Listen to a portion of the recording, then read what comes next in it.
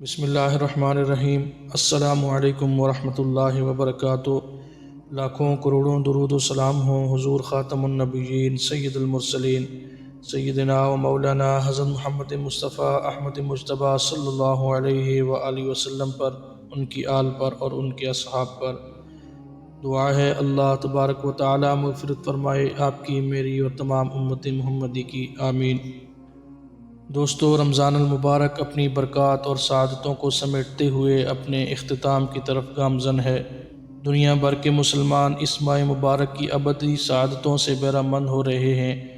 روزہ اور دیگر عبادات کے ساتھ ساتھ اللہ تبارک و تعالیٰ کی بارگاہ میں اپنی حاضری پیش کر رہے ہیں اور اپنے گناہوں کی معافی مانگی جا رہی ہے۔ طویل قیام و سجود سے اپنے خالق و مالک کو راضی کرنے کی کوشش کی جا رہی ہے، اور دوسری طرف اللہ تبارک و تعالیٰ کی رحمت کا دریا بھی جوش پر ہے۔ ایک عمل کا اجر 70 گنا بڑھا کر عطا کیا جا رہا ہے، گناہ معاف کیے جا رہے ہیں، درجات بلند ہو رہے ہیں۔ دوستو، اس حسین ماحول میں ایک عظیم رات کا تذکرہ بہت مناسب ہوگا، جس کا ذکر اللہ رب العزت نے خود اپنے کلام پاک میں کیا ہے۔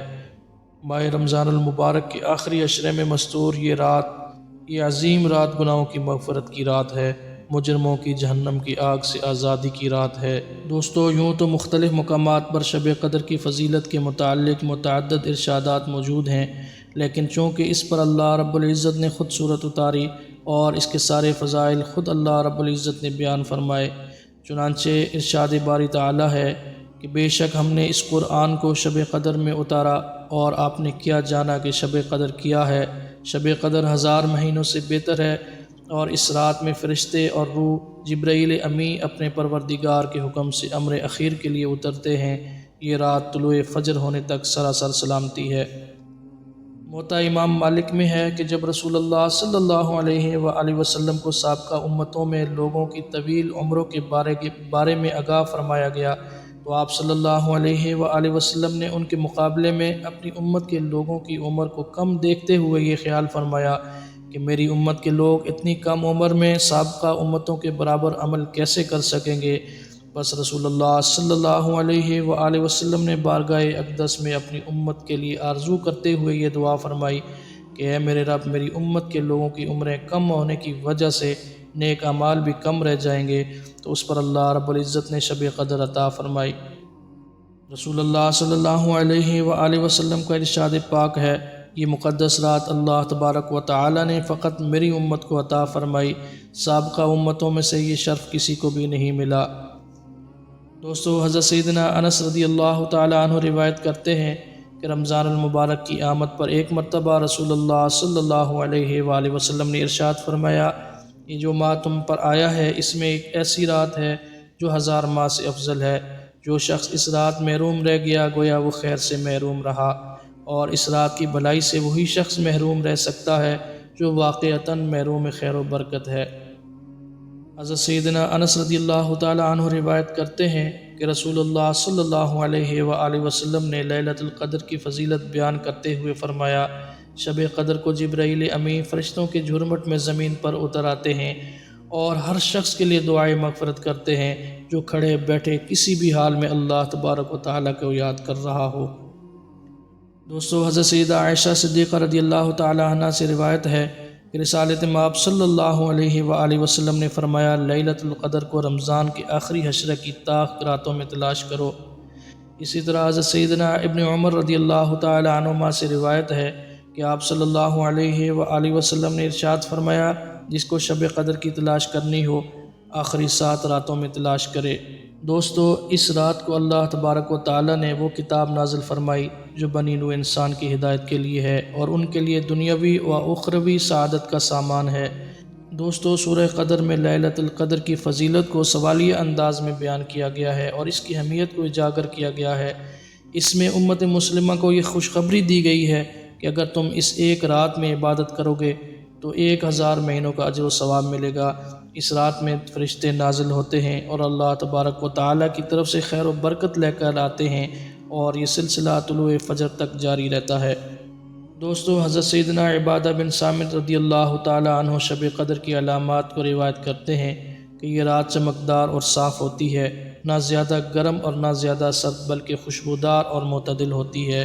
اس رات میں آسمان کی طرف نگاہ اٹھا کر دیکھنے سے دل میں سرور کی کیفیت پیدا ہوتی ہے۔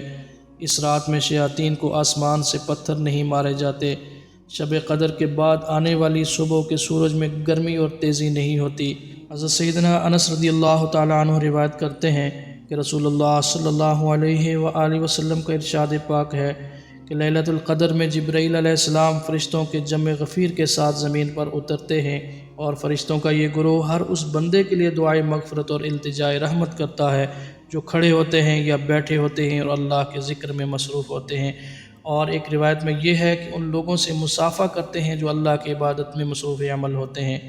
دوستو، حضور صلی اللہ علیہ وآلہ وسلم رمضان المبارک کے آخری عشرے کے لیے خصوصی اہتمام فرماتے۔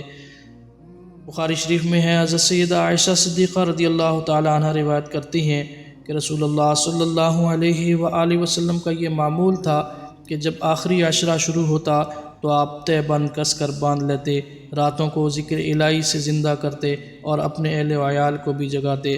سیدہ عائشہ صدیقہ رضی اللہ تعالی عنہ سے ایک روایت میں ارشاد ہے کہ رسول اللہ صلی اللہ علیہ وآلہ وسلم جتنا مجاہدہ رمضان المبارک کے آخری عشرے میں کرتے اتنا کسی اور عشرے میں نہ کرتے۔ اسی طرح بخاری و مسلم کی ایک روایت میں ہے کہ سرکار دو عالم صلی اللہ علیہ وآلہ وسلم نے ارشاد فرمایا، جس شخص نے ایمان کے ساتھ ثواب کی نیت سے شب قدر میں قیام کیا اس کے سب کا گناہ معاف کر دیے جاتے ہیں۔ اسی طرح ابن ماجہ کی ایک روایت ہے کہ سرکار دو عالم صلی اللہ علیہ وآلہ وسلم نے ارشاد فرمایا کہ جو مہینہ تم پر آیا اس میں ایک ایسی رات ہے جو 1000 مہینوں سے بہتر ہے۔ جو شخص اس کی سعادت حاصل کرنے سے محروم رہا وہ ہر بھلائی سے محروم رہا۔ نیز فرمایا کہ لیلۃ القدر کی سعادت سے صرف بد نصیب ہی محروم رہ سکتا ہے۔